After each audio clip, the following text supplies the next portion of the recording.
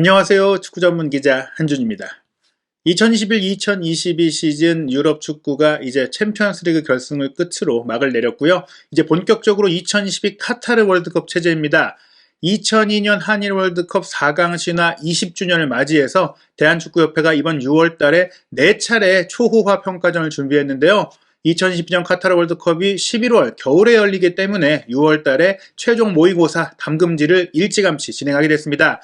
이번 6월 평가전은 아무래도 유럽 축구가 최근 네이션스 리그를 출범시키면서 유럽 국가와 친선 경기를 하기 어려워지다 보니 남미 팀들 중심으로 꾸려지게 됐는데, 다행스럽게도 우리가 월드컵 본선에서 첫 경기에 남미의 강호 우루과이를 상대하고, 또 마지막 경기는 유럽에 있는 남미 팀처럼 불리는 포르투갈과 경기를 하거든요. 한국 대표팀이 6월 A매치 4경기를 총 치르는데 첫 경기를 브라질과 하고 이어서 칠레, 파라과이가 경기를 하는데, 브라질은 어떻게 보면은 우루과이보다는 포르투갈에 근접한 상대라고 볼 수 있겠고, 또 파라과이와 칠레는 우루과이를 대비할 수 있는 경기고요. 또 우리가 가나와 2차전을 치르는데 아프리카 팀인 이집트와 마지막 경기를 치르면서 아프리카 팀과도 경기를 해보게 됩니다. 그 중에서도 가장 뜨거운 관심을 모으고 있는 경기는 6월 2일 저녁 8시 서울 월드컵 경기장에서 치를 브라질과의 경기인데요.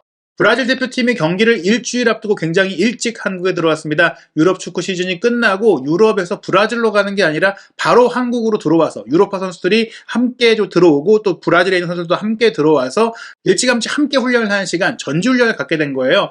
브라질 역시 유럽파가 많다 보니까 2022년 11월에 열리는 월드컵을 앞두고 일주일 전에만 소집이 가능합니다. 즉 일주일 전에 소집이 가능하다는 얘기는 일주일만 훈련하고 월드컵 첫 경기를 치러야 돼요. 그러면 조직훈련이라든지 전술훈련을 하기가 좀 여력이 부족하거든요. 9월 A매치가 있다고 하더라도 그 기간도 일주일 동안 2경기를 바짝 하고 회산해야 되기 때문에 충분하게 훈련할 수 있는 기간이 6월밖에 없고, 그래서 보통 6월달 A매치를 하더라도 국제축구연맹이 2경기 정도만 할 수 있게 했는데 이번에는 총 4경기를 치르면서 월드컵을 잘 준비해라, 이렇게 좀 배려한 기간입니다. 그래서 브라질 축구협회가 한국과의 경기를 일주일 앞두고 소집 가능한 모든 선수들을 데리고 왔고, 여유 있는 일정으로 온 만큼 좋은 컨디션으로 한국과의 친선 경기를 치를 수 있게 됐는데요. 말씀드린 대로 일주일 앞서서 왔기 때문에 경기 당일까지는 거의 이제 하루에 1시간씩 시차를 적응하게 되니까 완벽하게 시차를 적응한 채로 한국과의 경기를 치를 수 있게 됐고, 또 한국과 좋은 인연을 많이 맺었습니다. 한국에 와서 훈련만 한 게 아니라 이전에 친선 경기를 할 때는 워낙에 일정이 촉박하고 잠자기도 바빴는데 충분한 개인 시간이 있고 또 여유 시간이 있다 보니까 브라질 대표 선수들이 이제 한국 관광을 하는 모습이 크게 화제가 되면서 호감을 사고 있어요. 일단 네이마르가 입국하던 현장부터 많은 브라질 선수들이 들어오는 과정이 생중계가 될 정도였는데, 입국하고 나서 여장을 푼 곳은 서울 여의도에 있는 콘레도 호텔입니다. 이 콘레도 호텔에 도착한 브라질 대표 선수들이 자신의 소셜 네트워크 서비스인 인스타그램에 인스타 스토리를 통해 한국에 왔다라고 인사도 남기고 태극기도 올리고 이렇게 좀 좋은 모습을 보였어요. 이번 일정에 안 보인 선수들, 궁금해하시는 선수들이 있는데요. 일부는 이제 레알 마드리드와 리버풀 소속이다 보니까 챔피언스리그 결승전을 치러야 했었고, 맨체스터 시티에서 프리미어리그 우승을 차지한 가브리엘 제주스가 안 보였잖아요. 제주스는 왜 없지? 이렇게 하신 분들이 있었는데 합류를 했습니다.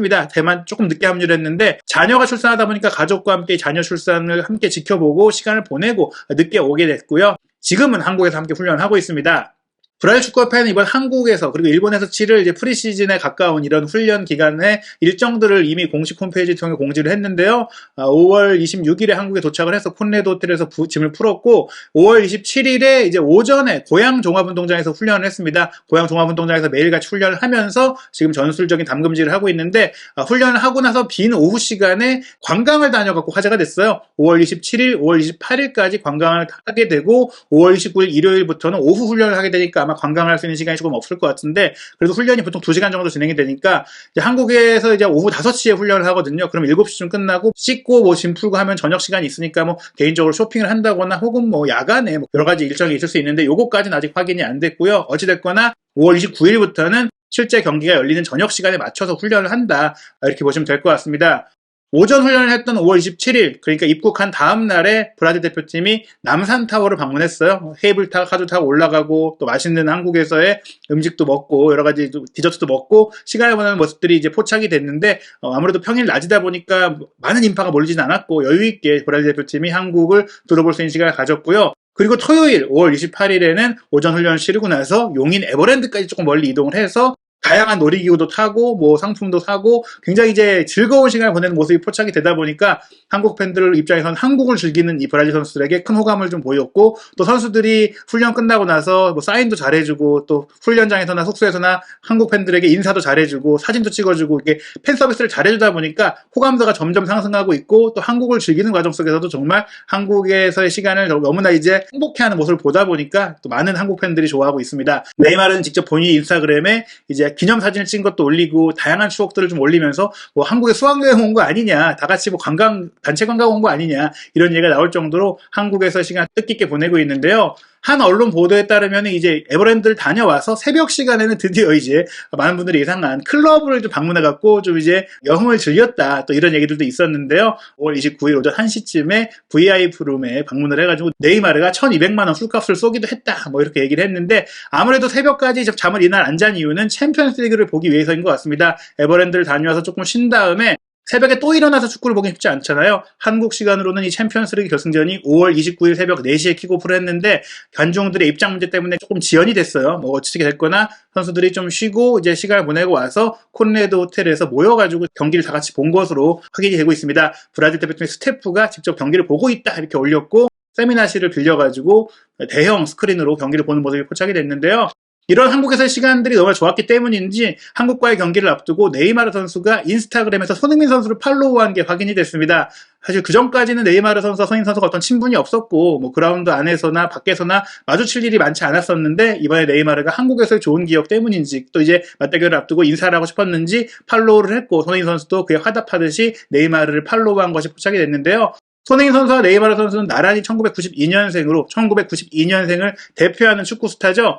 트랜스퍼 마크트 이적 전문 매체의 몸값 평가에 따르면 1992년생 중에 최고 몸값을 현재 기록하고 있는 선수는 리버풀의 모하메드 살라로 1억 유로고 2위가 네이마르입니다. 9천만 유로. 그리고 손흥민 선수가 3위로 8천만 유로인데 나이가 조금 든 것도 있지만 코로나19 팬데믹 때문에 조금 이제 시장 가치가 떨어졌던 면이 있어요. 어찌됐거나 이 세 선수 살라, 네이마르, 손흥민이 1992년생 중에서는 최고의 가치를 자랑하는 선수들인데, 흥미롭게도 이 세 선수를 모두 6월 달에 한국에서 볼 수 있죠. 6월 2일에 브라질과 한국의 경기가 서울에서 열리고 6월 14일에는 서울에서 이집트가 와서 살라와 손흥민 선수의 맞대결이 펼쳐집니다. 살라 선수가 이번에 오는 조건으로 또 대한축구협회가 이집트전을 추진했기 때문에 명단에 포함된 것도 확인을 했는데요. 세계 최고의 이제 왼쪽 윙포워드 대결로 손흥민과 네이마르의 경기를 서울에서 보고, 또 2021-2022 시즌 프리미어리그 공동 득점왕을 수상한 손흥민 선수와 살라의 대결을 서울에서 볼 수 있는 보기 드문 희귀한 6월달이라고 할 수 있겠습니다.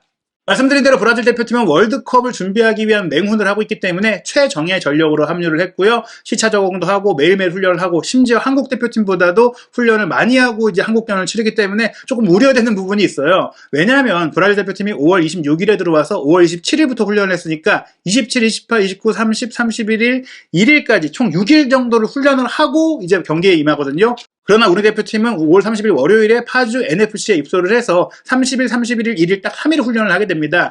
유럽파 선수들은 휴가 기간을 보내고 합류를 하게 되고, 브라질 같은 경우에는 마지막 일정이 6월 14일까지가 아니라 일단 한국과 일본과의 경기를 치르고 해산하게 되기 때문에 미리 와서 그만큼 훈련 시간을 2주 정도 채우고 가는 거거든요. 우리 대표팀 같은 경우는 6월 14일까지 소집이 되기 때문에 5월 30일에 이제 소집을 하게 되는 것이죠. 어떻게 본다면 경기를 준비하는 이번 브라질과의 경기에서는 브라질 선수들의 컨디션이 더 좋을 수도 있다, 이런 생각이 드는데요. 게다가 브라질 대표팀도 뭐 몇몇 빠진 선수들이 있다고 하더라도 우리 대표팀에 빠진 핵심 선수들이 많습니다. 일단 중앙 공격형 미드필더로서는 주전 선수인 마인츠의 이재성 선수가 부상으로 뛸 수 없고, 또 수비 라인에는 핵심인 괴물 김민재 선수가 이제 오른쪽 복사뼈 수술을 받다 보니까 큰 문제는 아니지만 이번 경기는 뛸 수가 없거든요. 이번 A매치 소집을 할 수 없게 됐기 때문에 중원과 수비 라인에 좀 핵심 자원이 빠진 부분들, 게다가 이제 김민재 선수가 빠졌을 때 대체할 수 있는 박지수 선수까지도 부상으로 뛸 수가 없는 상황을 감안한다면 우리 대표팀의 조금 전력에 좀 아쉬운 부분들이 있는데요. 그렇다고 하더라도 이번 경기 손흥민, 황희조, 황희찬 이 유로파 트리오가 모두 공격진에 선발 출전을 할 수 있고, 황희만 선수가 이제 러시아 문제 때문에 한국에 들어왔잖아요. FC 서울에서 이제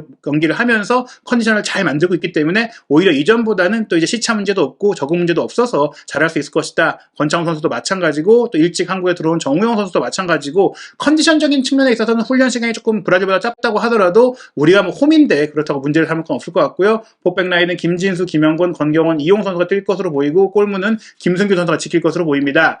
한국 축구 브라질과 친선 경기의 경험이 많습니다. 공식 경기로는 만나지 않았지만 친선 경기를 6번이나 치렀는데요. 1995년에 일본에서 둔가가 있던 브라질을 초청했을 때 우리가 이제 월드컵 우승을 했던 브라질과 우승 1년 뒤에 맞대결을 펼쳤는데 홈에서 0대1로 졌고요. 1997년에 호나우두가 한국으로 방문했었죠. 나이키 투어의 일환으로 한국에 왔는데 한국이 이제 김동훈 선수의 골이 나오면서 좋은 경기를 펼쳤지만 결국 2대1로 졌고요. 호나우두에게 실점을 했죠. 그리고 1999년에는 98 월드컵 이후에 주전 선수들이 조금 빠지긴 했지만 히바우두가 중심이 된 브라질 대표팀이 내한을 했고 그때 우리가 후반 추가 시간에 김도훈 선수의 골로 1대0 승리를 거두면서 아시아 국가 사상 첫 브라질전 승리라는 역사를 썼습니다. 그리고 2002년 한일 월드컵이 있은 이후에는 2002년 11월에 브라질을 대표하는 명장 마리우 자갈로 감독의 A매치 100번째 경기 기념 경기가 펼쳐졌는데 호나우두, 호나우지뉴, 카푸 스타들이 다 왔죠. 우리 역시 대표팀 스타들이 다 왔고 홍명보, 황선홍의 대표팀 은퇴식이 이때 치러졌어요. 이때 설기현과 안정환의 골이 나오면서 3대2로 졌는데요. 호나우두의 미친 듯한 속도와 골에 무너졌던 면이 있지만 보시다시피 계속해서 한 골 차로 접전해 버렸었거든요. 그런데 2013년 바로 네이마르가 내한했던 2014년 월드컵을 1년 앞두고 치렀던 친선 경기에서 우리가 좀 무기력하게 수비만 하다가 0대2로 졌고 지난 2019년 11월에는 아랍에미리트의 아부다비에서 열린 중립지역 친선 경기에서 손흥민 선수가 참가했지만 0대3으로 완패를 당하고 말았습니다. 게다가 3년 전 대결 당시에는 양팀 모두 주력 선수들이 많이 나오긴 했는데 브라질은 부상을 겪고 있던 네이마르가 출전하지 않았기 때문에 이번 3대0 참패가 굉장히 뼈아픈 패배였는데요. 브라질은 확실히 강합니다. 지난해 여름이죠. 2012년 코파 아메리카 결승전에서 아르헨티나에 0대1로 아쉽게 패배하면서 우승을 놓친 이후 치른 11번의 A매치에서 8승 3무로 거의 지지 않는 경기를 하고 있고 특히 남미에서를 1위로 돌파하는 과정 속에 마지막 최근 A매치 3경기를 모두 4대0으로 이겼어요. 파라과이, 칠레, 볼리비아를 다 4대0으로 꺾었기 때문에 이번 한국과의 경기, 일본과의 경기에서도 굉장히 강력한 경기를 보여줄 것으로 예상이 되는데요. 다만 브라질 대표팀이 이번 경기 완전체로 뛰지는 않을 것 같습니다. 주력 선수라고 할 수 있는 현재 최고의 윙포워드 중에 한 명으로 꼽히는 레알 마드리드의 비니시우스 선수, 레알 마드리드와 리버풀의 챔피언스리그 결승전에서 결승골을 넣었죠. 이 선수는 한국에 5월 31일에 합류할 예정이긴 한데 아무래도 레알 마드리드가 우승을 차지했기 때문에 스페인 마드리드에서 퍼레이드도 하고 우승 파티를 하고 돌아오다 보니까 이동 과정의 피로라든지 신체 컨디션이라든지 이런 것들이 한국에 오자마자 경기를 치르기는 어려울 것 같고 비니시우스뿐만 아니라 카세미루나 호드리고, 밀리탄 같은 이 브라질 대표의 레알 마드리드 선수들은 다 한국전에 출전하기가 어려울 것으로 보이고요. 리버풀에서 뛰고 있는 핵심 수비형 미드필드인 파비뉴 역시 한국전은 휴식을 취하지 않을까 생각이 됩니다. 그렇다고 하더라도 브라질의 명단은 강력합니다. 브라질은 일단 에버튼 공격수 히살리송이 최전방에 설 것으로 보이고 2선 공격수로는 네이마르, 쿠티뉴, 리즈 유나이티드의 잔류를 이끈 하피냐가 배치될 것이 예상이 되는데요. 이 선수들 외에도 사실 마테우스 쿠냐라든지 굉장히 좋은 공격수들이 많이 있고요. 좌우 윙백으로는 맨유의 텔레스, 바르셀로나의 다니 알베스, 중앙 미드필더도 맨유의 프레드, 뉴캐슬의 극적인 후반기 프리미어리그 반전을 이끈 브루노 기마랑스가 뛸 수 있고요. 수비 라인도 주전이에요. 파리 생제르맹의 마르키뉴스, 첼시의 티아고 실바가 뛸 수 있고요.